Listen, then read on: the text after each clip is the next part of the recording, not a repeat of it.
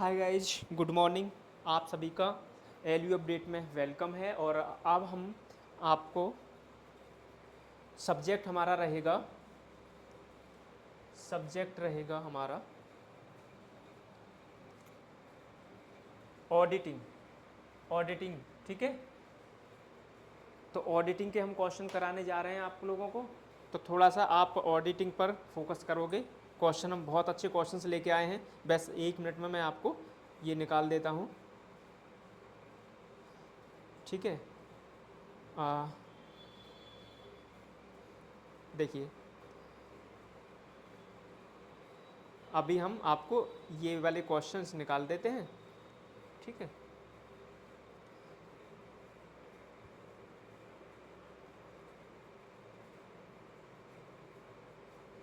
तो ये देखो क्वेश्चन मोस्ट इम्पोर्टेंट क्वेश्चन है, इनको आप करिएगा।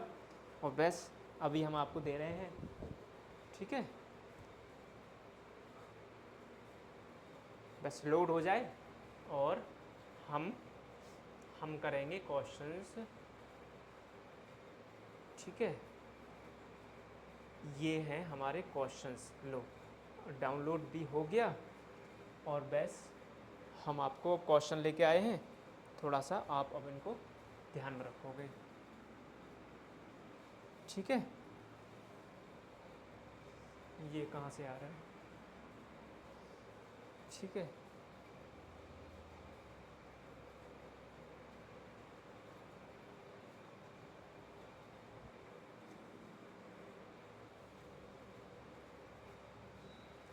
अभी हमने जो डाउनलोड किया है ये है ना, यही है।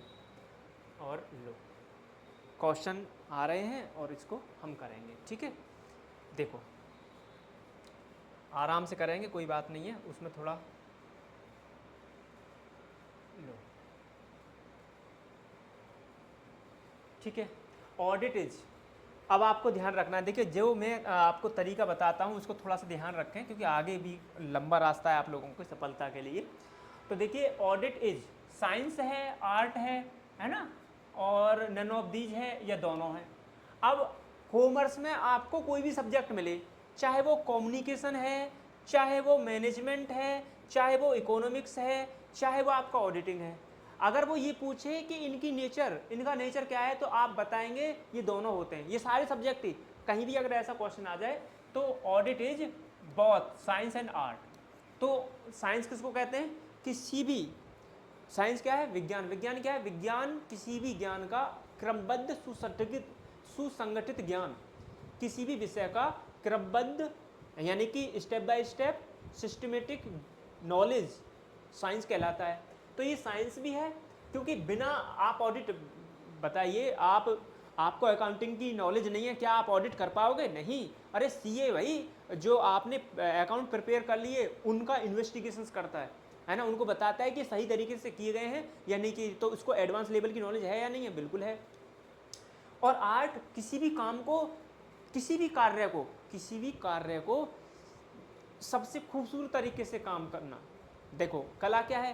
किसी भी काम को सर्वोत्तम ढंग से करने की कला, सर्वोत्तम ढंग से करने की कला को हम कला कहते हैं, आर्ट कहते हैं। ठीक है, तो ऑडिट क्या है? दोनों हैं। और आंसर में देखो, यहाँ पर आपको दिख रहा होगा बी दे दिया है, तो ये गलत है, आप इसको सी करेंगे। पहला आंसर ही गलत दे दिया है, तो आप ये ना सोचें कि आंसर दिए हैं तो देखो हम इसका थोड़ा बहुत लेंगे, लेकिन हम आपको बताते चलेंगे इसका आंसर यहाँ गलत है, आपको सी करना है। तो आंसर ये टिक करना है। और मैंने आपको बता दिया, कोई भी सब्जेक्ट है, चाहे वो मैनेजमेंट है, चाहे वो मार्केटिंग है, चाहे वो आपका इकोनॉमिक्स भी आप पढ़ते हैं, बिजनेस इकोनॉमिक्स है, चाहे वो ऑडिटिंग है, चाहे वो अकाउंटेंसी है, इनमें कहीं भी आपसे अगर वो पूछे कि वो साइंस और कला दोनों हैं, तो आपको बताना यस दोनों हैं। Double entry system of book keeping was developed by Luca Pacioli. कब किया था? 1494 में, इटली में किया था। वेनिस नगर के निवासी थे। आई होप आपको समझ में आया होगा। ठीक है ना? Double entry system, in which year the audit of company is, sorry, in India was made compulsory. Bharat में ऑडिट करना कौन सी कंपनी एक्ट में कंपल्सरी कर दिया था? 1913 में। लेकिन 1888 में, इंग्लैंड में 1888 में कर दिया था ये कंपल्सरी। ठीक है ना? ठीक है ना। देखो ध्यान दो, हमारे देश पे जो शासन रहा है ना 1947 से पहले किन का था, अंग्रेजों का था। तो अंग्रेजों ने अपने यहाँ पर कर लिया था 1888 में ही कंपलसरी, और इंडिया में करा था 1913 में, ठीक है right. An auditor is, an एक ऑडिटर है, बहुत इंपॉर्टेंट क्वेश्चन है, ये ध्यान रखना। ये जिन लोगों ने मुझको पीडीएफ फाइल बना के दिया, बहुत सोचा है इसको बनाने में। तो एन ऑडिटर इज एक वॉच डॉग है, वो केवल भौंकेगा। भाई आपने गड़बड़ कर दी ना तो भौंकेगा, ना तो वो ब्लड मतलब आपको कोई चोट भी नहीं पहुंचाएगा, टेमी डॉग नहीं है, ठीक है ना, वो वॉच डॉग है। आई होप आपको समझ में आएगा। Which type of audit is conduct through out the year, which type of पूरे वर्ष चलती रहती है ना, उसको हम क्या बोलते हैं, उसको हम बोलते हैं कंटिन्यूअस ऑडिट। ऐसा ऑडिट जो थ्रू आउट ईयर पूरे वर्ष चलती रहती है उसको हम कंटिन्यूअस ऑडिट कहते हैं, है ना। देखो एनुअल ऑडिट किसको कहते हैं, जो वर्ष के अंत में होती है, और जो वर्ष के बीच में होती है उसको हम क्या बोलते हैं, अंतरिम ऑडिट कहते हैं। कंप्लीट ऑडिट जैसा कोई नाम है नहीं बुक में, ठीक है ना। तो ऑप्शन हमारा क्या हो जाएगा, सी, जो कंटिन्यूअस लगातार चलती रहती है उसको थ्रू आउट ईयर ऑडिट कहते हैं। आई होप आपको समझ में आया होगा। The following error effects the trial basis, ठीक है ना। ट्रायल बेसिस पर कौन सा, निम्नलिखित में कौन सा जो त्रुटि है इफेक्ट द ट्रायल बेसिस पर, ठीक है। तो वो होता है हमारा एरर और ओमिशन, यानी कि ऐसी गलती जिनको जो मतलब पकड़ में सही से नहीं आती हैं, ठीक है ना। यानी कि फॉलोइंग एरर, निम्नलिखित में से कौन सी ऐसी इफेक्ट द ट्राई बैलेंसेस, समझो ट्रायल बैलेंस जानते हैं ना आप, ट्राई बैलेंस जो बनता है, ऐसी गलतियां जो ट्राई बैलेंस को इफेक्ट करती हैं वो कौन सी गलती हैं, वो है एरर ऑफ ओमिशन, ठीक है, जिसको आप पकड़ सकते हैं ट्राई बैलेंस बना करके, ये समझ लीजिएगा। ऑडिट इज कंपलसरी इन, किसके लिए ऑडिट कंपलसरी है, कंपनियों के लिए ऑडिट कंपलसरी है ना। सोल ट्रेडर यानी कि एकांकी व्यापार वाले व्यक्ति के लिए, पार्टनरशिप फर्मों के लिए भी कंपलसरी नहीं है, लेकिन कंपनी के लिए ऑडिट कराना कंपलसरी है। आंसर होगा सी। आई होप आपको आया होगा समझ, ठीक है। लो जी,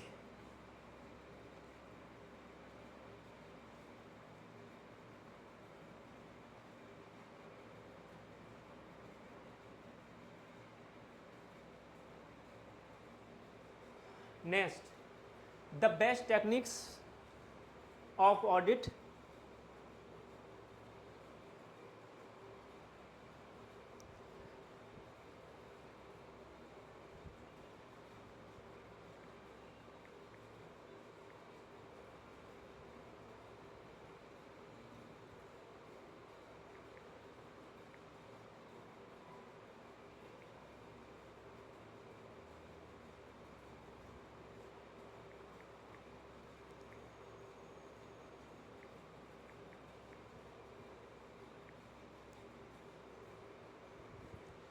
the best techniques of audit in an organise business is, जो सबसे बढ़िया तकनीक है ऑडिट की वो ऑर्गेनाइज बिजनेस इज क्या है, वो हम फिजिकल वेरिफिकेशन करें, हम रूटीन चेक करें, हम टेस्ट चेकिंग करें, या नन ऑफ दीज, इनमें से कुछ ना करें, तो हमें सबसे बढ़िया तरीका है, अगर आप बेस्ट टेक्निक्स ऑडिट करना चाहते हैं ऑर्गेनाइज बिजनेस में, तो वो है आप रूटीन चेक करेंगे, उसको बार बार इसे देखते रहेंगे टाइम टू टाइम, ठीक है ना। An auditor examines first before the commissioning an audit. तो मतलब एक ऑडिटर जो है ऑडिट का काम करने से पहले किसका परीक्षण करता है, वो करता है इंटरनल ऑडिट का, इंटरनल चेक का, लेजर का और स्टेशनरी बुक का। तो वो देखिए, an auditor examine first before the commissioning an audit, यानी कि ऑडिट को पूरा करने से पहले एक एग्जामिनर जो एक वो है ऑडिटर, वो किसका चेक करता है, ठीक है।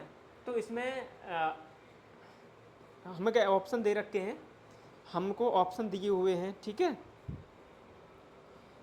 तो ऑप्शन में दिया हुआ है कि आप इंटरनल ऑडिट को चेक कर लें, आप जो है इंटरनल चेक को कर लें, ठीक है। तो हम दूसरा लेजर को चेक करें आप सबसे पहले, तो हमें देखना पड़ेगा इसको थोड़ा सा। तो इसमें देखें आप, मुझे जो ऑप्शन लग रहा है ना इसका, ऑप्शन देखे आंसर में दे रखा है, नीचे भी आप देख सकते हैं आंसर दे रखा है नीचे आपका। आंसर जो नीचे दे रखा है वो है डी, यानी कि स्टेशनरी बुक। आप सबसे पहले जो संवैधानिक बुक हैं उनको देखेंगे, तो संवैधानिक बुकों को देखेगा सबसे पहले एक ऑडिटर जो है संवैधानिक बुकों को देखेगा, या फिर इंटरनल ऑडिट को देखेगा कि भाई कंपनी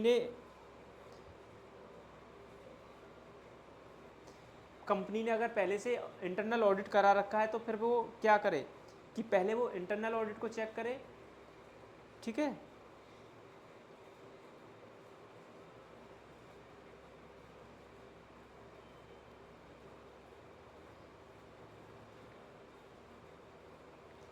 किसको चेक करे?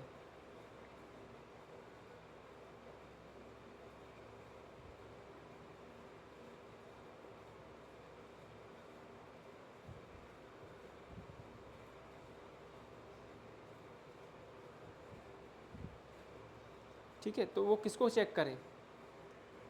इंटरनल ऑडिट को चेक करे या इंटरनल चेक को चेक करे, ठीक है ना। किसको चेक करना चाहिए उसे?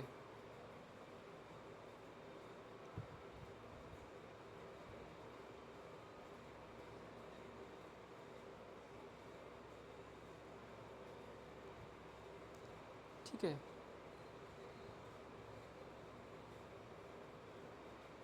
तो थोड़ा सा मुझे स्पष्ट नहीं लग रहा है इसका आंसर, ठीक है। तो लेकिन एक मिनट मैं थोड़ा सा सोचता हूँ इसके बारे में।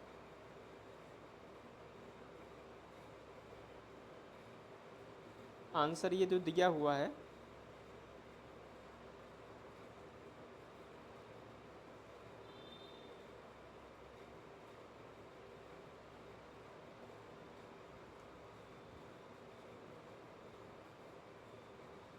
भाई हम जो है इंटरनल ऑडिट करेंगे, समझो। इंटरनल ऑडिट पहले होता क्या ये देखो, समझो।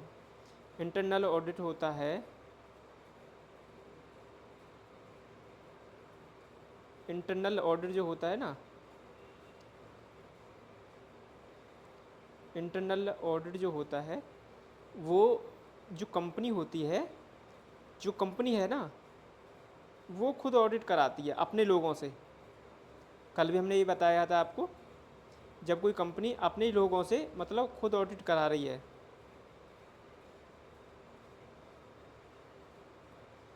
ठीक है ना, तो हम उसको इंटरनल ऑडिट कहते हैं। तो ऑडिटर को क्या करना चाहिए, अगर अपना ऑडिट का काम शुरू करने से पहले पहले वो क्या करे कि भाई जो कंपनी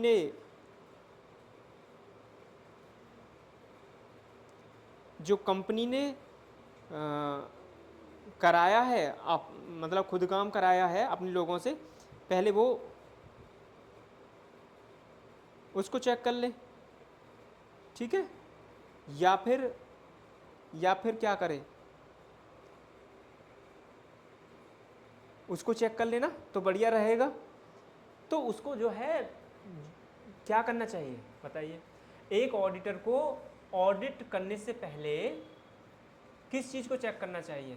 तो उसको ये गलत है, ये जो है आंसर जो दे रखा है वैसे दूसरे का डी दे रखा है, ये होना चाहिए बी, ठीक है। आई होप आपको समझ में आया होगा। उसको जैसे समझो एक कंपनी है, अब वो अपने अपने एक कंपनी को तो कंपल्सरी ऑडिट कराना, जब वो ऑडिट कराएगी तो उसको ऑडिट करने के लिए बाहर का बंदा आएगा, सीए जो होगा। लेकिन उसको क्या करना चाहिए, जब वो सीए आए तो पहले उसको ना, पहले अगर कंपनी में इंटरनल ऑडिट होता है तो उस इंटरनल ऑडिट का चेकअप करना चाहिए, है ना। यानी कि अगर कंपनी ने सबसे पहले अगर अपना इंटरनल अपने ही लोगों से अगर चेक कराया है तो उसको करना चाहिए, और वो अच्छा कंट्रोल उसको दिखे तो उस पर उसको बिलीव भी करना चाहिए। An audit of accounts the most useful is, audit of account यानी खातों का अंकेक्षण मोस्ट यूजफुल किसके लिए सबसे ज़्यादा यूजफुल है? Routine check. अगर आप कर रहे हैं किसी भी खातों का ऑडिट कर रहे हैं तो उसके लिए सबसे ज़्यादा यूजफुल क्या है करने के लिए, वाउचरिंग यूजफुल है।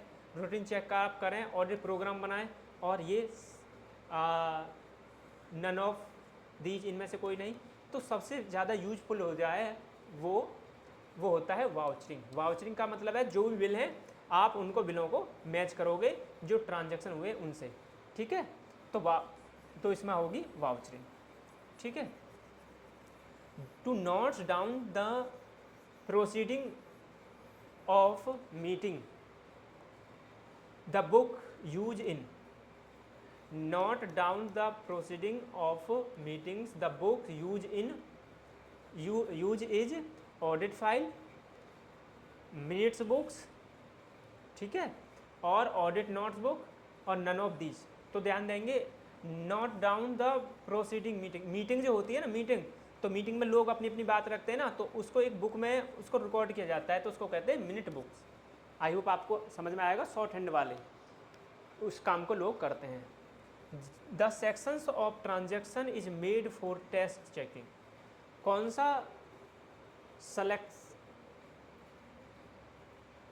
selection of transaction is made for test checking। तो ये होगा आपका according to plan, as per the tradition, random, और as per the future strategy. वो कह रहा है कि सिलेक्शन ऑफ ट्रांजैक्शन यानी कि जो लेन देन हुए उनका जो चुनाव है वो made for test checking, test checking के लिए बनता है, रैंडमली हम लेते हैं, किसी को भी उठा लेंगे। ऐसे तो ये हर चीज़ को बिल्कुल एक एक करके चेक करेगा, अरे पूरे साल जो काम हुआ है उसकी हर, अगर हम ट्रांजैक्शन को देखने लग गए तो फिर तो हो गया, एक साल ही लगेगा उसको करने में, ठीक है ना। एक दिन में बहुत सारी ट्रांजैक्शन होती हैं। तो आई होप आपको समझ में आया होगा, ठीक है। तो वो क्या करता है, रैंडमली चेक करता है ना, चीज़ों को रैंडमली चेक करता है।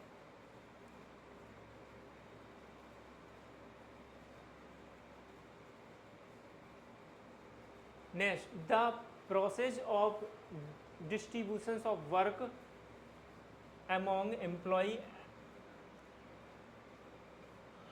according to their ability is known as process of distributions of work among employees,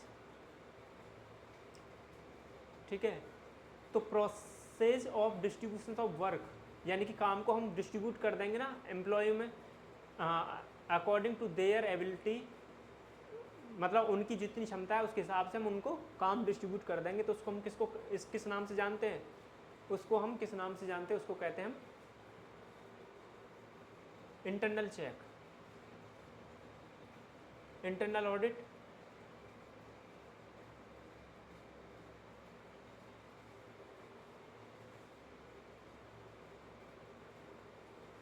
internal check बोलते हैं, ठीक है। The main object of internal check, internal check हम क्यों कराते हैं, उसका क्या ऑब्जेक्ट है, to find out error and fraud, fraud और एरर को जानने के लिए, एग्जामिनिंग अकाउंट, अकाउंट को एग्जामिन करने के लिए, distribute the duties among the employ, नहीं तो पहला ही सही होगा, ठीक है ना। The best medium of payment is, सबसे बढ़िया तरीका क्या है पेमेंट करने का, कैश में करें, बैंक से करें, बिल से करें, ठीक है ना। Best medium of payment is, best medium of payment is, तो हम सबसे बढ़िया तरीका क्या है पेमेंट करने का, है ना। पहले तो आप ये समझें कि किस परिप्रेक्ष्य में वो बात कर रहा है हमसे, ठीक है। तो बेस्ट तरीका क्या है पेमेंट करने का, हमको बिल से पेमेंट करना चाहिए, हमको कैश में पेमेंट करना चाहिए, हैं, किस में हमें पेमेंट करना चाहिए। तो पहले तो आप देखें कि आप पढ़ रहे हैं ऑडिट, तो अगर आप एक ऑडिटर हैं, एक सीए हैं, तो आप क्या चीज़ देखना चाहेंगे, जब पेमेंट हो रहा है तो पेमेंट का कौन सा फॉर्मेट सबसे अच्छा समझेंगे आप सीए के तौर पे, आप लोग कौन सा पेमेंट का सिस्टम सबसे बेस्ट तरीका समझेंगे एज ए सीए, अगर आप हैं, किस पे ज़्यादा भरोसा आपका होगा। तो देखिए यहाँ पे भी मुझे लग रहा है कि आंसर ए दिया है, कैश में भरोसा नहीं है, ठीक है ना। कैश आपने दिया 10,000 का, एंट्री कर दो आप 5,000 से, है ना। कैश रिसीव हुआ 2 लाख का, 1.5 लाख का कर दो, है ना। लेकिन बैंक में आप जो है जब बैंक पर ज़्यादा भरोसा करोगे ना, समझो भाई बैंक की फिर आप डिटेल मांग लेगा, बैंक में जाके देख सकता है ऑडिटर, ठीक है ना, तो ये ज़्यादा अच्छा तरीका है। आंसर ये गलत है, तो थोड़ा सा ध्यान देंगे आप। Which method is suitable for recording of wages, wages को रिकॉर्ड करने का सबसे बढ़िया तरीका क्या है? वेज कार्ड, वेज शेड्यूल और वेज रजिस्टर, है ना। तो सबसे बढ़िया तरीका क्या है? Wage register, wage schedule, wage card, तो वेज रजिस्टर ही है, ठीक है। The universal principle of purchasing is, universal, ठीक है ना, universal principle of purchases is क्या है? बेस्ट गुड्स, और ये है आपका cheapest goods, best and cheapest goods. तो यूनिवर्सल परचेज प्रिंसिपल क्या है परचेज खरीदने का? सबसे अच्छी भी हो और सस्ती भी हो, अच्छी भी और सस्ती भी, ठीक है।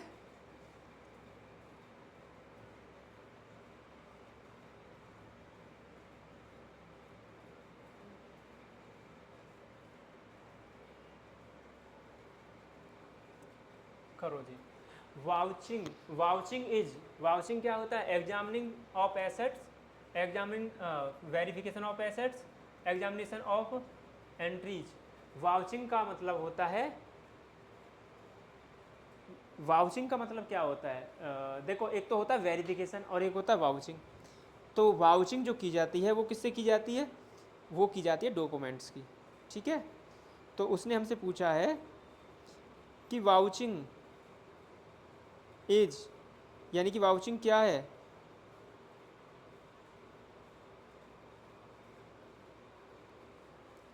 तो वाउचिंग क्या है? और तो वाउचिंग एग्जामिनेशन ऑफ एसेट्स है, एसेट्स का एग्जामिनेशन करना वाउचिंग है? मुझे तो नहीं लगता, ठीक है ना। वेरिफिकेशन ऑफ एसेट्स, वेरिफिकेशन और वाउचिंग तो अलग अलग टर्म है दोनों, ठीक है। तो दोनों अलग अलग टर्म है ना। वेरिफिकेशन की जाती है फिजिकली, है ना, फिजिकली और एसेट्स को, ठीक है ना। तो ये एंट्री की, समझ रहे ना। देखो आंसर ये भी गलत दे रखा है, डी नहीं सी होगा, तो थोड़ा सा ध्यान देंगे ये, ठीक है ना। ये नहीं होगा, वेरिफिकेशन है। देखो समझो, दो टर्म है बेटा, ध्यान रखो। वाउचिंग है और एक वेरिफिकेशन है। वेरिफिकेशन होता है कि हम जो है ना उस साइट पे जाते हैं जहाँ पे एसेट्स होती हैं और उसको हम फिजिकली देखते हैं, यानी कि वेरिफिकेशन किया जाता है एसेट्स का। और वाउचिंग की जाती है डॉक्यूमेंट्स की। अब कैसे? मान लो आपने जो है ना यहाँ पर लेजर बनाया, या आपने जो है जनरल एंट्री बनाई, तो उसमें लिख रखा है कि देखो purchase account debit to cash account, और वो 1-1 लाख रुपए लिख रखा है। फिर हम कहेंगे भाई तुमने 1 लाख रुपए का माल खरीदा? कि हाँ खरीदा। तो हम कैसे विश्वास करें एज ए सीए? तो हम कहेंगे लाओ, तो जहाँ से आपने माल खरीदा वहाँ से आपने बिल तो लिया होगा, कोई डॉक्यूमेंट तो लिया होगा, दिखाओ, फिर उसको चेक कर लेंगे क्रॉस। तो आई होप आपको समझ में आया होगा, क्लियर है? कोई दिक्कत है तो बताएं मुझे आप। Next, the main object of vouching is, vouching का मेन ऑब्जेक्ट क्या होता है? To prepare trial balance, to conduct routine check, to verify authenticity and authority of transactions, ठीक है। तो ये बात सही है, ऑथेंटिसिटी चेक करते हैं हम और ऑथोरिटी ऑफ ट्रांजेक्शन चेक करते हैं। वाउचर इज रिटन होता है, ऑरल होता है, इमेजिनरी होता है। तो वाउचर कैसा होता है? रिटन में होता है। अरे डॉक्यूमेंट्स में रिटन नहीं होगा ना, ठीक है ना। और मैंने आपको बता दिया वाउचिंग की जाती है डॉक्यूमेंट्स की। Which one is the best system of payment, payment का सबसे बढ़िया तरीका क्या है? तो आप किससे पेमेंट करें? तो आप कैश में पेमेंट करें? ये तो मुझे नहीं लगता, पहले भी आया है ये क्वेश्चन। तो इसमें आंसर क्या होना चाहिए? आप जो है क्रॉस चेक से पेमेंट करें, तो बैंक उसमें इन्वॉल्व हो जाएगा, बेस्ट पेमेंट सिस्टम बन जाएगा। Entry for rectification of, sorry, entries for rectification of entry are made in, rectify यानी सही करना, ठीक है ना। तो क्या होगा? परचेज बुक्स, ठीक है ना, bill receivable books, sales books और प्रॉपर जर्नल। तो entry of rectification of entry is made in proper journal में हम करेंगे। आई होप आपको समझ में आया होगा, ठीक है। नेक्स्ट, नेक्स्ट देखिए,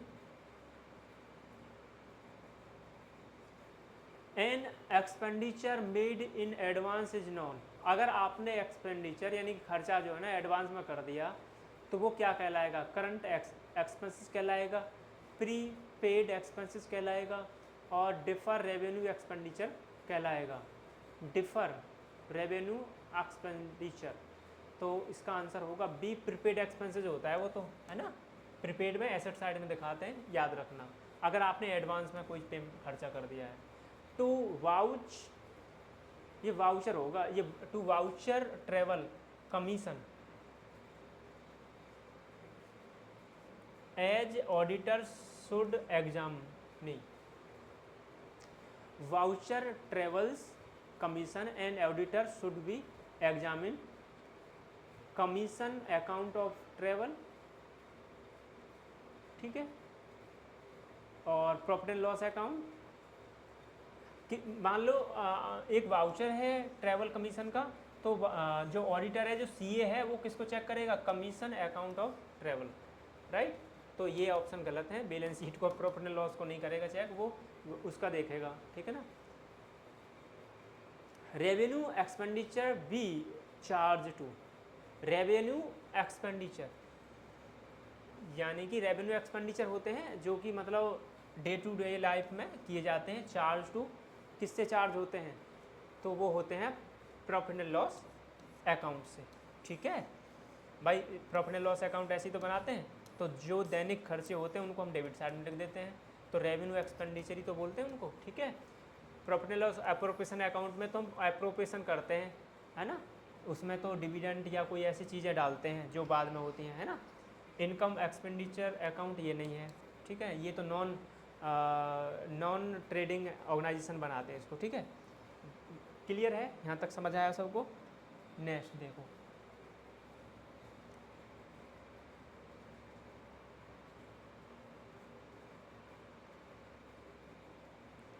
the assets valued at cost price, assets को वैल्यूड करते हैं कॉस्ट प्राइस पर, इज फर्नीचर, स्टॉक, गुडविल और कैश, जितनी की उसकी कॉस्ट है, यानी कि assets valuate at cost price, ठीक है।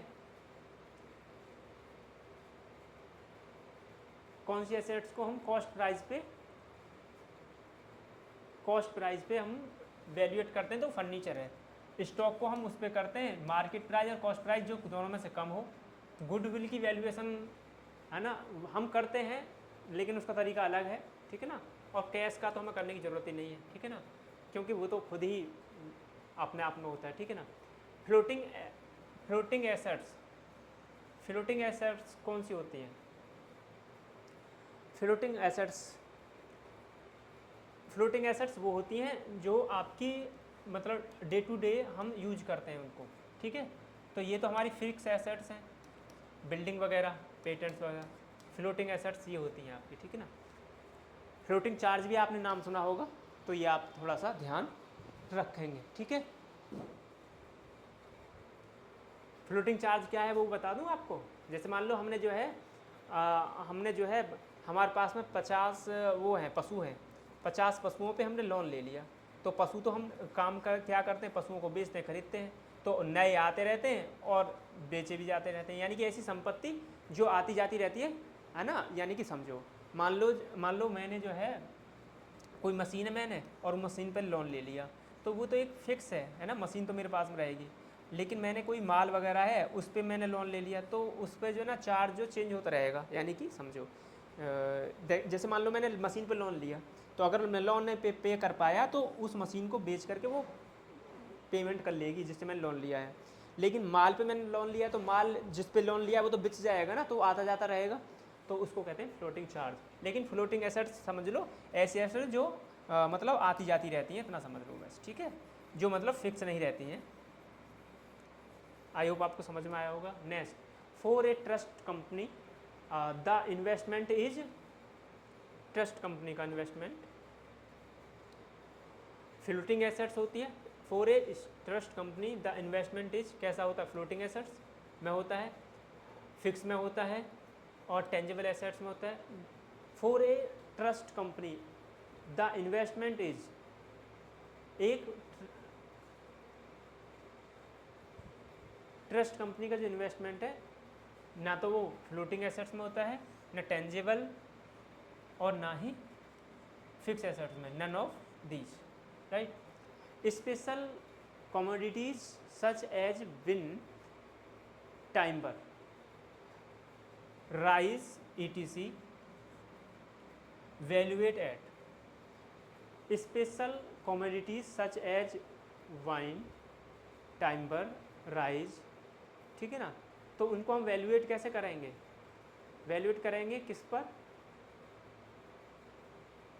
स्पेशल कमोडिटी को आप कॉस्ट प्राइस पर ही, ठीक है ना। स्पेशल कमोडिटी वो होती है जो स्पेशली हम बिजनेस को चलाने के लिए यूज करते हैं, तो उसको हम कॉस्ट प्राइस पर रखेंगे, ठीक है ना। Judgement that an auditor is not valuer was given in, जो जजमेंट है एक ऑडिटर का नॉट वैल्यूअर, उसका कोई मूल्य नहीं है, इस बात को किस में दिया गया है? वो है आपका London and central bank case में ये बताया गया था कि जजमेंट जो है उसकी कोई वैल्यू नहीं है, ठीक है। आई होप आपको इस चीज़ समझ आई होगी। नेक्स्ट,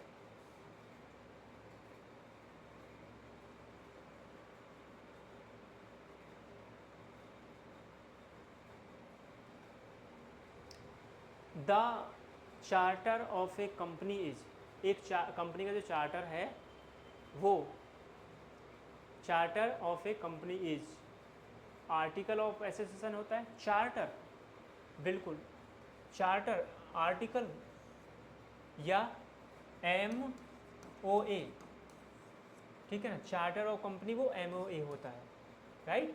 ये तो इसमें तो रूल्स दिए होते हैं और ये बैकबोन होता है कंपनी की, ठीक है। और ठीक है, तो ये मेमोरेंडम ऑफ एसोसिएशन जो होता है उसको हम पार्षद नियम, पार्षद सीमा नियम बोलते हैं और इसको पार्षद अंत नियम बोलते हैं, ठीक है ना। और इसमें जो रूल्स दिए होते हैं और ये एक तरह से संविधान मानो कंपनी का, जिसकी सीमाओं में रहकर कंपनी को काम करना होता है, ठीक है ना। प्रोस्पेक्ट उसको कहते हैं जो कंपनी को अपने शेयर बेचने होते हैं तब करते हैं। मिनट बुक्स वो होती हैं जब कंपनी जब मीटिंग करती है तो उसमें उसको मीटिंग को रिकॉर्ड किया जाता है। तो चार्टर ऑफ कंपनी क्या है? MOA, ठीक है। For alteration of object case of Memoriam A company should pass which type of regulation, तो कौन सा रेगुलेशन उसको पास करना पड़ेगा? Alteration of object close of, अगर उसने मतलब मेमोरियम में ही कुछ मतलब अल्टरेशन ऑब्जेक्ट को क्लोज को किया है तो उसको क्या करना पड़ेगा? तो उसको स्पेशल रेगुलेशन पास करना पड़ेगा, वो होगा 3/4 में, ठीक है। Matters to be stated in the prospect are giving in section, कौन से सेक्शन में? Matters of stated in the prospect, prospectus में कौन कौन से मैटर दिए हुए हैं और उसकी सेक्शन क्या है? तो सेक्शन है आपका 26, याद रखना पड़ेगा भैया आपको। Shares of a company at a premium are issue under section, कौन से सेक्शन में कंपनी अपने शेयरों को इशू करती है? किस पर? प्रीमियम पर। तो वो सेक्शन कौन सा है? वो सेक्शन है आपका, देखिए सेक्शन जो है 81 तो है नहीं, ये तो पक्का है, ठीक है ना। शेयर ऑफ एक कंपनी जो अपने शेयरों को किस पे करती है? इशू करती है किस पे? प्रीमियम पे। तो प्रीमियम पर अगर वो अपने शेयरों को इशू कर रही है कोई भी कंपनी, ठीक है, तो उसका सेक्शन देखिए 78 और 79 में मुझे कंफ्यूजन है, तो मैं एक बार चेक कर लेता हूँ, ठीक है। इसमें आंसर हो सकता है ये गलत हो, क्योंकि 78 में, वैसे 78 सेक्शन में तो ये बोला गया है, जहाँ तक मुझे इसका थोड़ा सा सेक्शन, देखो हर सेक्शन का बड़ा रहता है ना। कंपनी एक्ट है ना 2013 हमारा, वहाँ से क्वेश्चन उठा लिया है ये। अब देखो ये भी आपको करना ही पड़ेगा, ठीक है ना।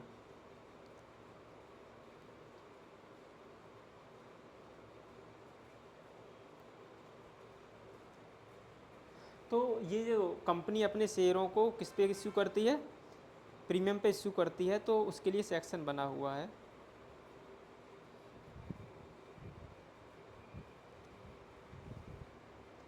तो 78 में तो ये बताया गया है, 78 में जहाँ तक मुझे पता है कि कोई भी कंपनी अपने शेयरों को जब इशू करेगी ना प्रीमियम पे, तो वो सिक्योरिटी प्रीमियम शब्द का यूज करेगी, सिक्योरिटी प्रीमियम शब्द का प्रयोग करेगी। तो उसने कहा है कि भाई सेक्शन बताओ, है ना, share of a company at a premium are issue, जब कोई कंपनी अपने शेयरों को प्रीमियम पर इशू करती है तो उसका सेक्शन किस सेक्शन में वो आता है। ठीक है, तो अभी हम इसको देख रहे हैं, तो इसमें तो ये बोला गया है, तो मुझे ये डाउट है कि आंसर कहीं आपका बी ना हो इसका। ठीक है, क्वेश्चन का डी दे रखा है नन ऑफ दीज, पर मुझे लगता है कि 79 भी नहीं होगा, इसमें आंसर डी ही होगा। क्यों? क्योंकि 79 और 79A जो सेक्शन है वो डिस्काउंट के बारे में बात करते हैं। तो देखिए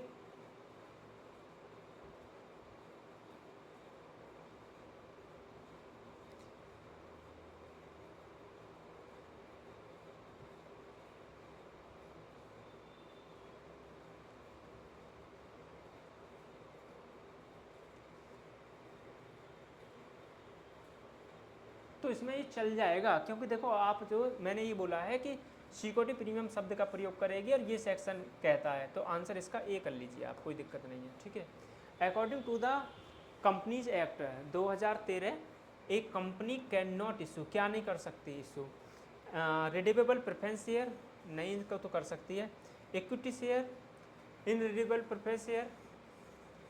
एक कंपनी क्या इशू नहीं कर सकती, रिडीमेबल प्रेफरेंस शेयर तो कर सकती है, इक्विटी शेयर भी इशू कर सकती है, इनरिडीमेबल प्रेफरेंस शेयर इशू नहीं कर सकती। तो ये आंसर हमारा बिल्कुल ठीक है। ठीक है ना, इनरिडीमेबल प्रेफरेंस शेयर इशू नहीं कर सकती, ये बिल्कुल क्लियर है हमारा आंसर। ठीक है,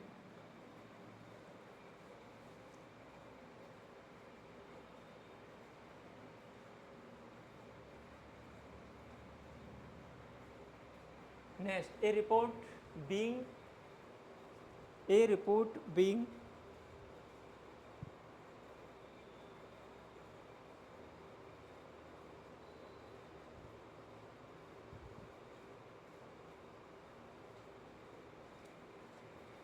being qualification is known as, एक रिपोर्ट जो है, a report being qualification is known as किस नाम से जानी जाती है,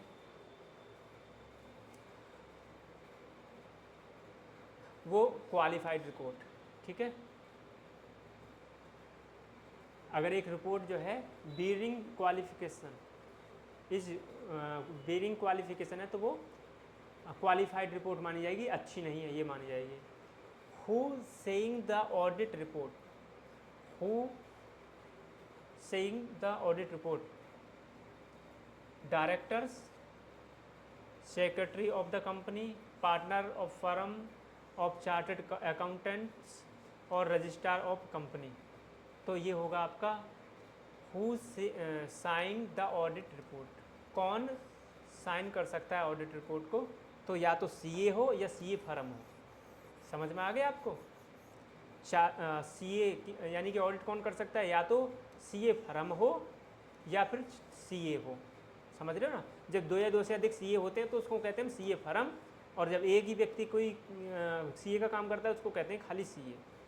तो ये कर सकते हैं। विच of the following is qualified auditors report, qualified जो रिपोर्ट होती है तो वो अच्छी नहीं होती है, तो हम देखेंगे हम जो अगर कहीं क्वालिफाइड ऑडिटर रिपोर्ट आ गई तो इसका मतलब है ऑडिटर ने जो रिपोर्ट दी है वो या तो एडवर्स दी है या उसमें कहीं ना कहीं कमियां हैं। Inaccurate provision has been made for depreciation, ठीक है, non received of audit of branch account और incorrect valuation of stock in trade.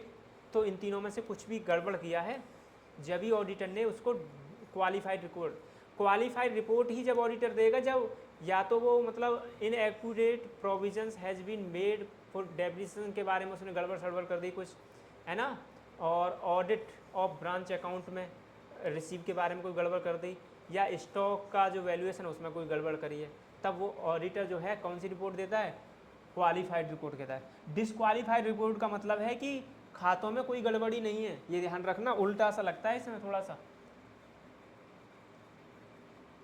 एक डिस्क्लेमर रिपोर्ट होती है, एक आपकी क्वालिफाइड रिपोर्ट होती है और एक डिसक्वालीफाइड रिपोर्ट होती है। तो क्वालिफाइड रिपोर्ट तो अच्छी नहीं है और डिस्क्लेमर तो बिल्कुल भी अच्छी नहीं है। डिस्क्लेमर रिपोर्ट में उससे में क्या होता है पता है कि सीए को जो सीए ने मांगा कुछ दिया ही नहीं, कंपनी ने कुछ प्रोवाइड ही नहीं कराया, तो भैया वो कह देगा कि मैंने जो मांगा मुझे तो कुछ दिया ही नहीं है। तो इस तरह से रिपोर्ट जब वो देगा तो उसको डिस्क्लेमर रिपोर्ट कहेंगे। Dividend is paid, dividend is paid out of the years profit, है ना, 2 वर्ष के प्रॉफिट में से, 1 वर्ष के प्रॉफिट में से या 2 वर्ष के प्रॉफिट में से, out of 6 month of profit, ठीक है। तो 1 वर्ष के प्रॉफिट में से दिया जाता है। लाभ का विभाग जो अंशधारियों में बांटा जाता है उसको हम डिविडेंड कहते हैं।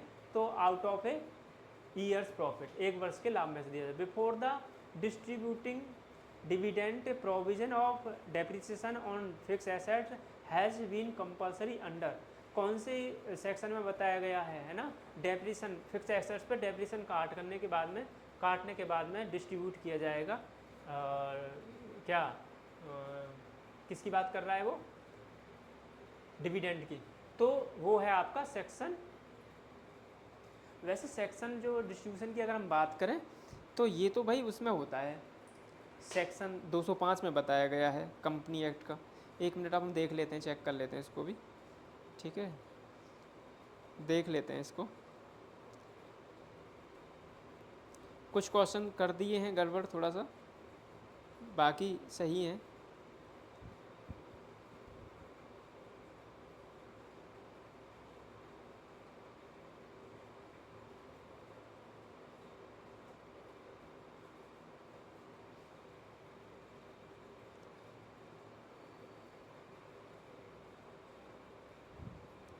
चलो देख लेते हैं। वैसे सेक्शन 205 ये कहता है, वैसे सेक्शन 205 तो ये कहता है कि भाई आप जो है डिविडेंड जब बांटोगे तो कैश में बांटोगे, है ना, किसी भी वस्तु वगैरह में नहीं बांट सकते, ये कहता है सेक्शन 2, ठीक है ना। बट इसमें कहा है कि आप जो है depreciation on fix assets provision कर लो फिक्स एसेट्स पर, हैज़ बीन कंपल्सरी, आपको डिविडेंड बांटना है तो डिविडेंड बांटने से पहले आप फिक्स एसेट्स पर डेप का प्रोविज़न कर लीजिएगा, उसके बाद में बांटिएगा। इस तरह से क्वेश्चन है, तो इस बात को कौन सेक्शन में बताया गया है। वैसे ये 123 ही बनेगा, क्योंकि यहाँ तो हमने बता तो दिया आपको, है तो ये डिविडेंड से संबंधित सेक्शन, ये आपका है तो डिविडेंड से संबंधित, बट ये तो ये कहता है ना, एक बात बोला है इसने कि भाई आप जो है डिविडेंड जो बांटोगे वो डिविडेंड जो बांटोगे वो कैश में बांटोगे। तो ये नहीं होगा हमारा ऑप्शन, जो मैं पहले सोच रहा था मैं इस बात को, ठीक है ना, ये भी बन सकता है, बट ये नहीं, ये आंसर बिल्कुल 123 सेक्शन जो है इस बात को कहता है कि आप जब डिविडेंड बांटो तो उससे पहले, डिविडेंड बांटने से पहले आप फिक्स एसेट्स पर डेप्रिसिएशन का प्रोविज़न कर लोगे, और वो ज़रूरी है। Before distribution of dividend past lost of provided for accounting, पिछले जो लॉस हैं, है ना, वो अकाउंटिंग के डिस्ट्रीब्यूशन करने से पहले, किसका डिविडेंड करने से पहले आप जो है क्या करोगे, उनका कंपनीज एक्ट में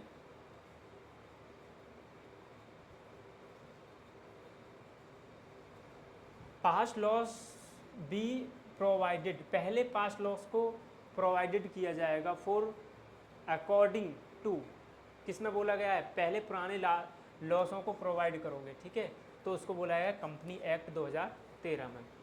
dividend is paid to all the share holder, registered share holder, only old share holder, तो ये तो गलत है ना, ये तो गलत है कि केवल ओनली बोल दिया ना उसने, तो ये तो मतलब समझो मैं क्या कहना चाह रहा हूँ। वो कह रहा है कि डिविडेंड पेड किसको होगा, तो डिविडेंड तो शेयर होल्डर को भी होगा, और नए हों चाहे वो पुराने हों सबको होगा, और जिसका रजिस्टर में नाम उनको भी होगा। तो मेरा कहने का मतलब ये है कि ओनली जो वर्ड यहाँ पे लिखा हुआ है इसी केवल इनके लिए नहीं, इनके लिए भी होगा, इनके लिए कि ओल्ड के भी है, नए के भी लिए होगा। तो अब हमें ऑप्शन दे दिया नन ऑफ दीज, तो सबके लिए होगा, सही बात, ठीक है।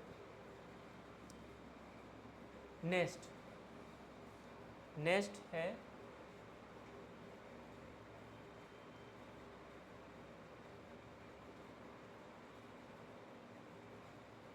For the purpose of liabilities an auditor is to his client, जो ऑडिटर है अपने क्लाइंट के लिए, जो उसका क्लाइंट है, पर्पज ऑफ लायबिलिटी फॉर, अपने क्या दायित्व बनता है उसका, अपने क्लाइंट के प्रति क्या दायित्व बनता है, तो वो सेक्रेटरी होगा, असिस्टेंट होगा, सर्वेंट होगा, एजेंट होगा। क्वेश्चन कुछ गड़बड़ा रहा है।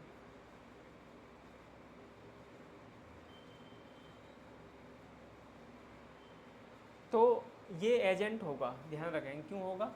क्योंकि देखो वो अपने एजेंट, जो ऑडिटर है वो कौन अपॉइंट करते हैं, वो करते हैं शेयर होल्डर, ठीक है। तो शेयर होल्डर क्यों करते हैं? जिससे कि मैनेजमेंट उनसे चीट ना करे, तो वो उनके बिहाफ पे काम करेगा। Liability of a company auditor is determine by, किसके द्वारा दायित्व निश्चित होता है एक ऑडिटर का? तो company law, chartered accountant act, बिल्कुल। देखो इसके तहत जो आपका 1949 है ये भी आएगा इसमें, कोर्ट डिसीजन से भी होगा, कंपनी लॉ से भी होगा, ठीक है ना। तो ऑल आ जाएगा answer. N auditor is a watch dog and not a blood horned, this decision was given in this case of. तो ये किस केस में बताया गया है कि कुत्ता जो है पालतू, सॉरी, जो ऑडिटर है वो पालतू कुत्ता है, ना कि शिकारी कुत्ता। तो कौन से केस में इस बात को बताया गया था? वो था आपका किंगस्टन कॉटन मिल्स कंपनी के मामले में, ठीक है ना। आईपीसी की धारा, इंडियन पेनल कोड की धारा provides for punishment for false certified under the section. अगर आपने गलत तरीके से सर्टिफाई कर दिया तो कौन सी सेक्शन जो है पनिशमेंट करेगी एक ऑडिटर को? तो वो है आपका सेक्शन 197। ये आपको याद रखना पड़ेगा। आईपीसी की धारा है, ठीक है। ये हमारे उसमें नहीं मिलेंगे आपको, इनकम उसमें जो कंपनी एक्ट वगैरह है या चार्टर्ड अकाउंटेंट एक्ट है उसमें नहीं मिलेगी धारा, ये आपकी आईपीसी की धारा है, ठीक है ना। The companies act provide relief to the auditor under the section. Company act है उसमें जो ऑडिटर है उसको रिलीफ दी गई है, उसको थोड़ा सा रिलीफ दिया गया है, उसको आराम दिया गया है। वो कौन सा सेक्शन है? सेक्शन है बी 400। सेक्शन का नाम, मतलब ऑप्शन आपका बी सही होगा। सेक्शन का नाम है 463 सेक्शन में रिलीफ दी गई है। आई होप आपको इतना समझ में आया होगा, ठीक है।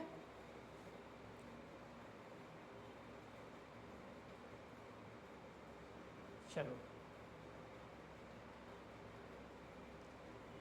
The object of investigations is, the object of investigation is, journal है, पॉजिटिव है, स्पेशल है, नेगेटिव है।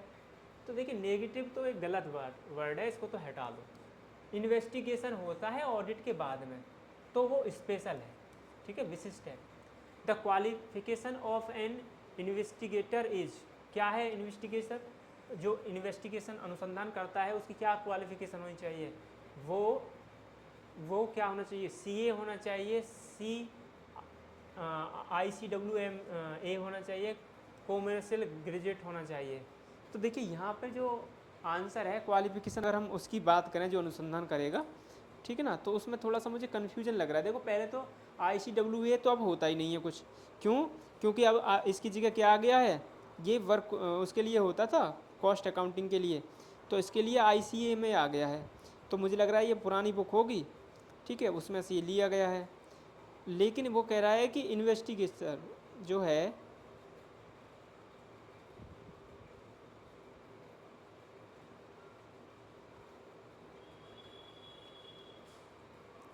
उसके बारे में बात की गई है, ठीक है।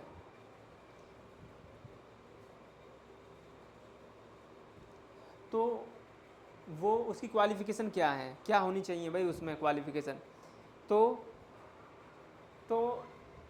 क्वालिफ़िकेशन ऑफ इन्वेस्टिगेटर इज, तो ये देखो अगर फाइनेंशियल, यानी कि आपका फाइनेंशियल स्टेटमेंट का आप ऑडिट करा रहे हैं तो सीए होना चाहिए, ठीक है ना। वो व्यक्ति सीए होना चाहिए। और अगर ICMA होना चाहिए अगर आप कॉस्ट ऑडिट करा रहे हैं, है ना। और ये भी कर सकता है, या वो ग्रेजुएट भी होना चाहिए, ठीक है ना। तो अब इसमें से आंसर ना, तो क्योंकि सबकी अपनी अपनी क्वालिफिकेशन है, तो ये आएगा नन ऑफ दीज। ठीक है। इन्वेस्टिगेशन इज कंडक्टेड, कब होती है इन्वेस्टिगेशंस, कब होती है? ऑडिट तो आप हर वर्ष के अंत में कराओगे, लेकिन investigation as per the need, जैसे ही आवश्यकता हो तब आप इन्वेस्टिगेशन करा सकते हैं। ठीक है ना। नेक्स्ट है investigate the affairs of a company under section 215 यानी कि 215। एंड इन्वेस्टिगेटर में भी क्या होना चाहिए? इन्वेस्टिगेटर एक फर्म होनी चाहिए, एक एसोसिएशन होना चाहिए, बॉडी ऑफ कॉर्पोरेट होना चाहिए। तो नन ऑफ दीज, इनमें से कोई नहीं। ठीक है ना।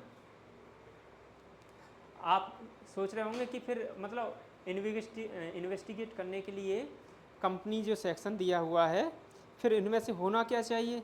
आपके दिमाग में होना चाहिए, अगर इनमें से कोई नहीं हमने आंसर दे दिया तो आपको ये दिमाग में तो चल रहा होगा कि आखिर फिर होना कौन चाहिए। ठीक है। इन्वेस्टिगेशन करने वाला आखिर होगा कौन, ये तो माइंड में चल रहा होगा। तो देखिए इन्वेस्टिगेशन कौन कर सकता है, इसके बारे में थोड़ा सा आपको बता देता हूँ। एक हमने पहले ऑप्शन में बात करी है फर्म की। ठीक है ना। तो जो फर्म है क्या वो इन्वेस्टिगेशन कर सकती है? ठीक है। ठीक है। एक फर्म इन्वेस्टिगेशन क्या कर सकती है? तो आंसर होगा नहीं, एक फर्म नहीं करेगी। एसोसिएशन एक संघ है, क्या वो इन्वेस्टिगेशन कर सकता है?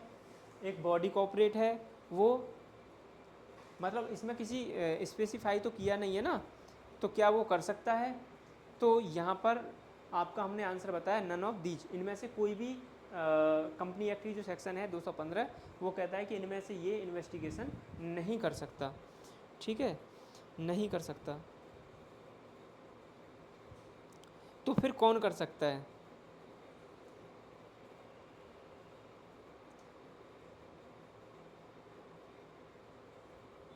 तो इसको कर सकता है कि आप इंडिपेंडेंटली एक पर्सन को नियुक्त करेंगे। ठीक है, नियुक्त करेंगे और वो उसका काम करेगा इन्वेस्टिगेटर का। ठीक है, जो मतलब स्वतंत्र हो वो कर सकता है इस काम को। ठीक है।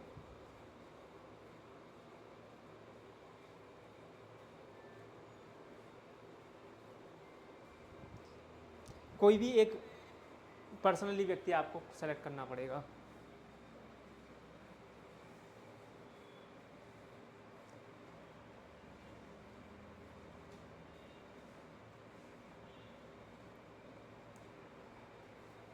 Nationalisation of bank was finally done in the year. तो नेशनलाइजेशन जो है आपका finally done in the year 1969 में हुआ था। ठीक है।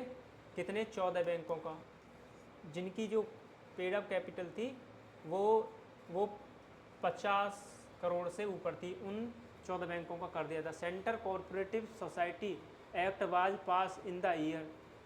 Cooperative society act, central cooperative society act जो पास हुआ था वो हुआ था आपका 1912 में, ये याद रखेंगे। An auditor of a cooperative society is now appointed by. Cooperative society का जो एक ऑडिटर है वो किसके द्वारा अपॉइंट किया जाता है? Managing committee of the society, members nominated by the management committee या रजिस्ट्रार ऑफ कोऑपरेटिव सोसाइटी। तो वो होगा मेंबर्स ऑफ नॉमिनेटेड, ऐसा मेंबर जिसको नॉमिनेट किया है मैनेजमेंट ऑफ कमेटी ने, उसको हम ऑडिटर नियुक्त कर सकते हैं कोऑपरेटिव सोसाइटी का। Auditor of a cooperative society submitted his report to, यानी कि जो सोसाइटी का जो ऑडिटर है वो अपनी रिपोर्ट किसको सबमिट करेगा? वो सबमिट करेगा रजिस्ट्रार को। ठीक है। अपॉइंटमेंट किसके द्वारा होगा? उसका मैनेजमेंट कमेटी के द्वारा, और रिपोर्ट किसको देगा? रजिस्ट्रार को। ठीक है ना। The accounts of a university are prepare according the accounts of a university are prepare according to rules and regulations formed or directed bye, किसके द्वारा? यूनिवर्सिटी एक्ट के द्वारा। जो अकाउंट्स हैं यूनिवर्सिटी, क्योंकि अपनी ऑटोनोमस बॉडी होती है ना, तो उसके जो अकाउंट्स हैं वो यूनिवर्सिटी के जो अकाउंट्स होते हैं ना, वो उसके रूल्स और रेगुलेशन जो बनाए जाते हैं वो यूनिवर्सिटी एक्ट के तहत बनाए जाते हैं। ये आपको ध्यान रखना है, ठीक है, ये आपको ध्यान रखना है। नेक्स्ट है measurement the efficiency of management. Management की एफिशिएंसी को यानी कार्यकुशलता को it is necessary to conduct किसके द्वारा किया जाता है, तो उसके लिए हम करते हैं measurement of efficiency of management is necessary to, necessary तो नहीं होता है ना, लेकिन ये कौन कराता है,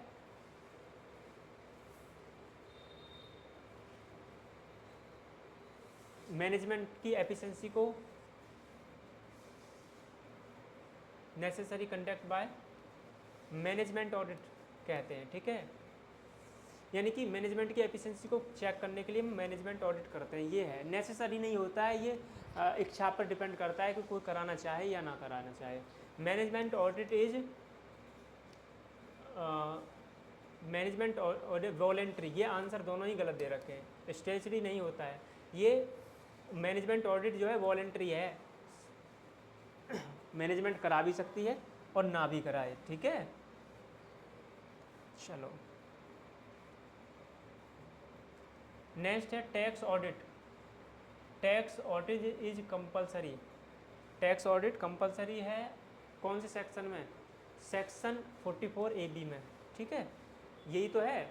इसमें तो वो होते हैं आपके अकाउंट कि एक कंपनी को कौन कौन से अकाउंट्स रखने होंगे उसको बात की गई है, एक मतलब किसी भी व्यक्ति के लिए कौन कौन से अकाउंट मेंटेन करने होंगे इसमें बात की गई है। और 44 AB में बताया गया है कि कौन कौन को कंपलसरी ऑडिट कराना पड़ेगा अपने बुक्स ऑफ अकाउंट का। An account for tax audit of accounts of a company can be appointed by an accountant for tax audit. Tax audit करने के लिए यानी कि खातों का टैक्स ऑडिट करने के लिए एक कंपनी कैन बी अपॉइंटेड, किसको अपॉइंट करती है, sorry, an accountant of tax audit, एक अंकेक्षक टैक्स ऑडिट करने के लिए of accounts of a company can be appointed by, उसको कौन अपॉइंट करेगा, उसको अपॉइंट करेगा बोर्ड ऑफ डायरेक्टर। यानी कि कंपनी के जो अकाउंट हैं उन अकाउंट की ऑडिट कराने के लिए, टैक्स ऑडिट कराने के लिए जो अकाउंटेंट है वो कौन अपॉइंट करेगा, वो करेगा बोर्ड ऑफ डायरेक्टर्स, ठीक है, टैक्स ऑडिट कराने के लिए। एक आपकी फाइनेंशियल ऑडिट होती है, उसको शेयर होल्डर कराते हैं कि भाई बैलेंस शीट और ये गड़बड़ सड़बड़ तो नहीं की है मैनेजमेंट वालों ने, चीट तो नहीं किया है कुछ। Penalty is impose on a person for not getting his account audit under which section of income tax act. Penalty is impose on person, है ना, एक व्यक्ति पर जो पेनल्टी लगती है for not getting his accounts audit, क्योंकि उसने अपने अकाउंट को ऑडिट नहीं कराया, under which section of income tax act, तो वो उसको इनकम टैक्स एक्ट के कौन से सेक्शन में बताया गया है, तो वो है आपका सेक्शन 27B। ये याद रखना बिल्कुल सही है सेक्शन, ठीक है। ये है आपका क्वेश्चन नंबर 4 है ऑन, ये कुछ मिटा हुआ सा है, on acceptance of tax audit bye chartered accountant is, ठीक है।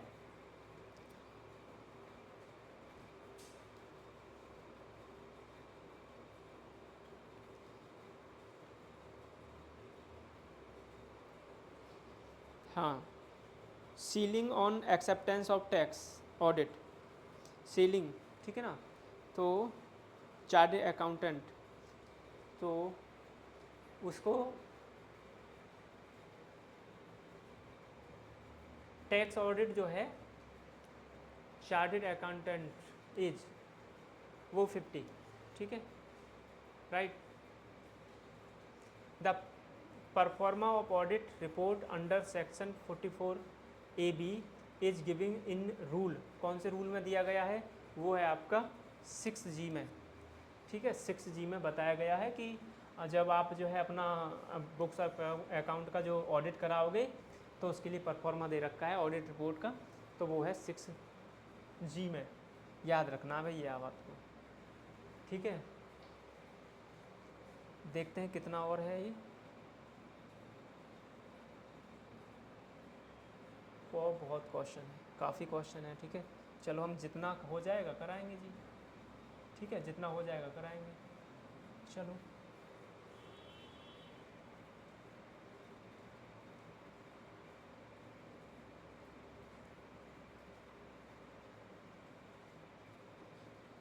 Next, a gradual and permanent decrease in the value of an assets from any case is called gradual and permanent decrease the value of assets. लगातार, है ना, assets की जो value है उसके बारे में बात की गई है।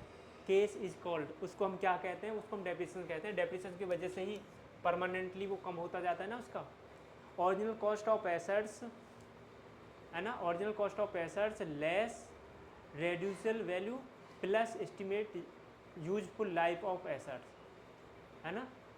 तो एस्टिमेटेड अनुमानित लाभ, सॉरी लाइफ जो है ऑफ एसेट्स की। और ये क्या है? ये जो है डेप्रिसिएशन होगा।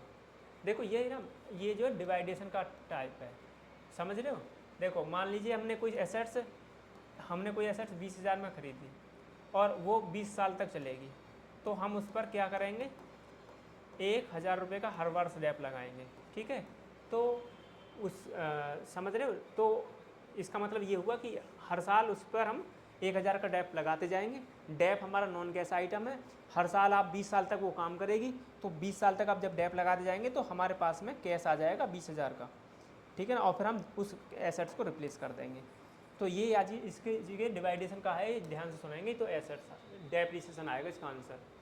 Under diminishing balance method amount of depreciation goes on, क्या होती रहती है? गोज ऑन डिस्क्रीज होती रहती है। कैसे, मैं आपको थोड़ा सा बता देता हूँ इसके बारे में, है ना, इतना भी जल्दी नहीं है।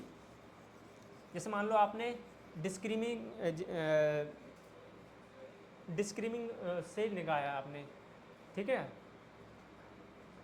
रिटन डाउन वैल्यू पर आप डैप लगा रहे हैं, ठीक है ना। तो अब कैसे, जैसे मान लो 10,000 में आपने मशीन वो लिया, क्या लिया आपने, कोई फर्नीचर लिया 10,000 का, उस पर 10% डैप है, तो कितना बना जी? 1,000 बना। तो हम यहाँ से 1,000 लेस कर देंगे, 9,000 बचा। अब 9,000 का हम वो करेंगे 10%, तो 900 आएगा। तो ये कितना बना? 8100 बना। इस तरह से, तो अगर हम ये वाला मेथड यूज कर रहे हैं तो डेप्रिसिएशन गोज ऑन कम होता जाएगा, कम होता जा रहा है ना। 900 हुआ, अब और कम हो जाएगा 10%, ये हो जाएगा, बात ख़त्म। क्लियर, समझ में आ गया होगा। Under fix instalment method amount of depreciation goes on. तो अगर आपने फिक्स अपना लिया तो कांस्टेंट रहेगा। जैसे मैंने पहले आपको बताया था कि 10,000 की एसेट्स है, 10,000 रुपये की, और इस पर आप वो 10 वर्ष तक चलेगी, तो 1,000 का आप डैप लगाएंगे हर वर्ष। तो हर वर्ष आप 10,000 का डैप लगाएंगे, तो 1,000 लेस करेंगे तो 9,000 रह जाएगा, फिर 1,000 लेस करेंगे फिर 9,000 रह जाएगा। तो उसमें क्या होता है? डेप्रिसिएशन क्या रहता है? कांस्टेंट होता है, फिक्स रहता है, स्थिर रहता है। The useful life of land is, land की यूजफुल लाइफ क्या होगी भैया? वो तो अनलिमिट होगी, ज़मीन कहीं भाग जाएगी ना। अरे भाई ज़मीन तो अनंत काल तक चलेगी, और इस पर लैंड पर कभी डैप नहीं लगता, ये ध्यान रखोगे।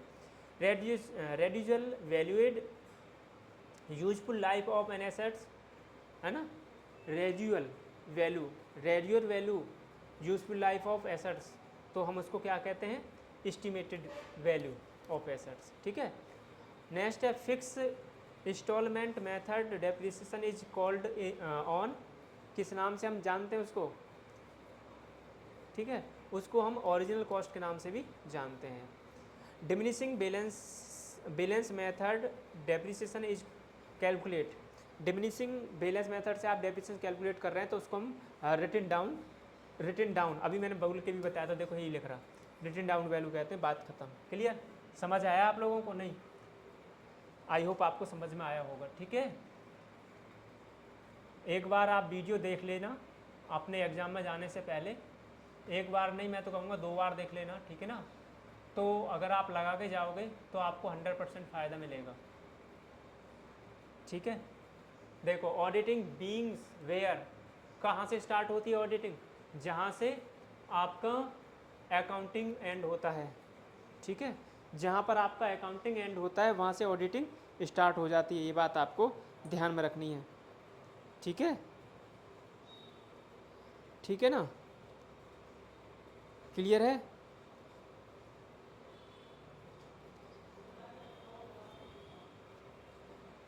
क्लियर, ऑडिटिंग बीइंग्स वेयर कहाँ पर स्टार्ट होती है? जहाँ आपका अकाउंटिंग एंड होता है, याद रखोगे। और जहाँ पर ऑडिटिंग लास्ट होता है वहाँ पर इन्वेस्टिगेशन स्टार्ट होता है। ठीक है, ठीक है। Next, audit of public company is compulsory है। कंपनी का ऑडिट कराना कंपलसरी है, पब्लिक कंपनी का ऑडिट कराना कंपलसरी है। In Indian chartered accountant act was pass, लिखा था मैंने 49 में, 1949 में पास हुआ था, याद रखोगे, पहले भी लिख दिया था यह क्वेश्चन आने से पहले। The main object of an audit is, main object क्या है ऑडिट का, वो क्यों किया जाता है? Detection of errors, expression of opinion और प्रिवेंट ऑफ फ्रॉड, है ना, इन सबको रोकने के लिए तो किया जाता है। बिल्कुल, डी आ जाएगा answer. Which of the following is not relate to auditing, कौन सा ऑडिट से रिलेट नहीं करता? वाउचिंग तो करता है, वैल्यूएशन भी करता है, वेरिफिकेशन भी करता है, लेकिन बुक बिल्डिंग, बुक बिल्डिंग तो भैया वो है जहाँ पर हम जो है शेयर को बेचने खरीदने के लिए उसका वैल्यू फिक्स करते हैं। तो 5 में का डी आंसर आएगा, ये ध्यान रखो, ये सब काम होते हैं ऑडिट में। Sales of a, sales of इतने रुपए की X was entered as a sales to Y, it is an example of, ये कह रहा है sales of 60,000 to X was entered as a sales to Y, it is an example, तो वो किसका एग्जाम्पल है? ठीक है, तो वो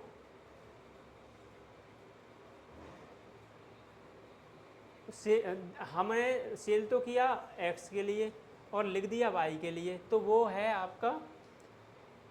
आपका एरर और एम्बिशन एरर, एम्बिशन एरर। ठीक है, प्रिंसिपल की गलती थोड़ी की है हमने, नाम भैया नाम गड़बड़ कर दिया हमने, एक्स की जगह वाई लिख दिया, तो ये एम्बिशन है और ये पकड़ में आ जाएगा ट्राइवेलेंस से। ठीक है, which of the following is not relate to financial audit, financial audit से कौन सा रिलेट नहीं करता? सोशल ऑडिट नहीं, ये तो अलग होता है audit. Property audit, environment audit, ठीक है, और प्रॉपर्टी ये भी अलग है। ये कह रहा है कि फाइनेंशियल ऑडिट से कौन रिलेट नहीं करता, तो ये सभी नहीं करते हैं। ठीक है, ये अलग अलग ऑडिट के प्रकार हैं। Continuous audit is specially need for, किसके लिए ज़रूरी है? छोटी के लिए तो नहीं होना चाहिए, मैन्युफैक्चरिंग कंसर्न के लिए, बैंकिंग कंपनी के लिए और ट्रेडिंग कंसर्न के लिए। तो आंसर होगा इसमें भाई स्मॉल के लिए नहीं होगा, और एनी ट्रेडिंग कंसर्न के लिए नहीं, बैंकिंग के लिए नहीं, ये आपका मैन्युफैक्चरिंग कंसर्न के लिए ज़रूरी है। ऑडिटिंग इज क्या है? ये तो आपका बहुत है, साइंस भी और कला भी। ठीक है, ये तो शायद मुझे लग रहा है रिपीट हो गया है क्वेश्चन। ठीक है, कोई बात नहीं है। ठीक है, आगे बढ़े, आगे बढ़े। Internal audit is done by, internal audit कौन कराता है? तो इंटरनल ऑडिट को तो भाई मैनेजमेंट ही कराएगी, हैं, या एम्प्लॉय कराएंगे? सॉरी, मैं कराएगी तो एम्प्लॉय, मैंने क्वेश्चन गलत पढ़ दिया। उसने पूछा है इंटरनल ऑडिट कौन करता है, डन कौन करता है? एम्प्लॉय करते हैं, अपने ही लोग करते हैं, तो उसको मैनेजमेंट कराती कौन है? मैनेजमेंट। करते कौन है? कर्मचारी ही। ठीक है ना, किसके? कंपनी के कर्मचारी, अपने लोग ही करते हैं। ए सेल्स ऑफ इतना है एक्स इंटर्ड वाई एग्जाम्पल, ये किसका एग्जाम्पल है? ये तो रिपीट हो गया क्वेश्चन मुझे लगता है ना, ये तो रिपीट हो गया जी क्वेश्चन नंबर 11, ये रिपीट हो गया। ठीक है ना, एरर ऑफ ऑम्बिशन, ऐसा ही तो था पहले, 60,000 दे रखा था। Chartered accountant are amateur auditor, amateur auditor होते हैं जो छोटू, जैसे समझो आप सीए के पास जाओगे ना, समझो, अगर सीए ऐसे ही थोड़ी बना जाता है। आप जो है जब सीए करोगे तो फिर आपकी इंटर्नशिप चलेगी और आपको सीए के अंडर में काम करना पड़ेगा। तो वो जो छोटू होते हैं जो सीए के अंडर में काम कर रहे थे उनको बोलते हैं एमेच्योर ऑडिटर। तो ये तो नहीं है चार्टर्ड अकाउंटेंट।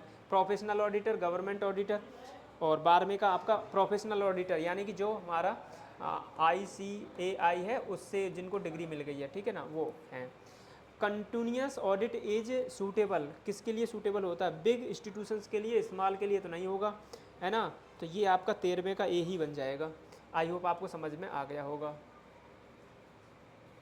अरे ठीक है, तो हम इसको ही ख़त्म कर लेते हैं और यहाँ तक आपको कल बताएंगे फिर, है ना। यहाँ तक कंप्लीट कर लेते हैं।